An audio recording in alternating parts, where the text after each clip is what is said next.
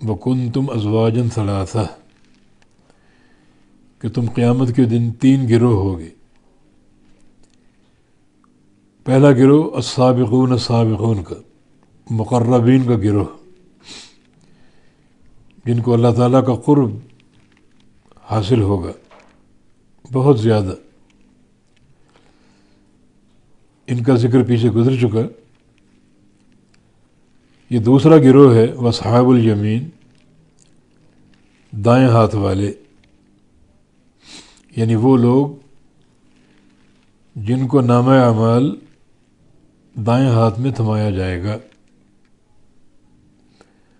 فَأَمَّا مَنْ أُوتِيَ كِتَابَهُ بِيَمِينِهِ فَيَقُولُ هَاؤُمُ اقْرَءُوا كِتَابِيَهْ،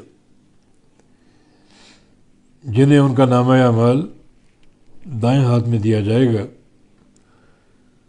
وہ خوشی سے پکاریں گے اور بولیں گے کہ آؤ میری کتاب پڑھ لو اور میرا نامہ اعمال پڑھ لو۔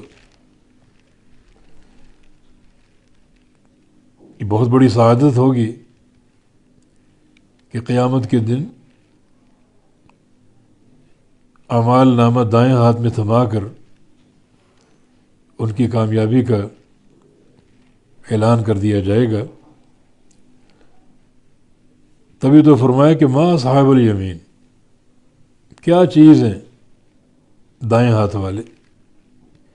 یہ ما استفہام کا معنی دے رہا ہے، بمعنی ای شیئن، یہ ای شیئن اصحاب الیمین، یہ دائیں ہاتھ والے کیا چیز ہیں، کیا کہنا ان کا، کیا ان کا حال ہوگا اور کیا ان کا انجام ہوگا، جن کو بڑی پسندیدہ زندگی حاصل ہوگی اور نصیب ہوگی۔ تو یہ دوسرا گروہ ہے۔ یہ میمون بن مہران علماء تابعین میں سے ان کا قول ہے کہ اصحاب الیمین منزلۃ دون المقربین، اصحاب الیمین کا ٹھکانہ مقربین سے نیچے ہوگا۔ مقربین جن کا پیچھے ذکر ہوا سابقون سابقون میں، جن کو سبقت کا شرف حاصل ہوگا،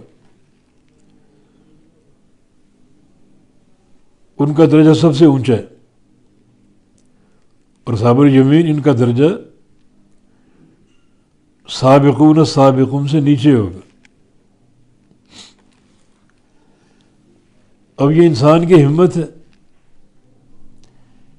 کہ وہ اپنا نام کس گروہ میں اندراج کراتا ہے۔